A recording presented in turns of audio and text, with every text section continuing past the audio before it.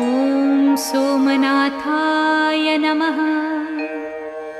ॐ मल्लिकार्जुनाय नमः।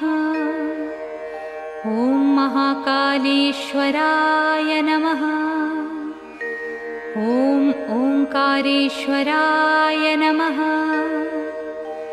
ॐ वैद्यनाथाय नमः।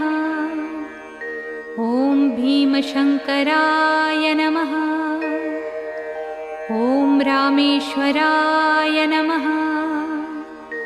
ॐ नागेश्वराय नमः। ॐ विश्वेश्वराय नमः।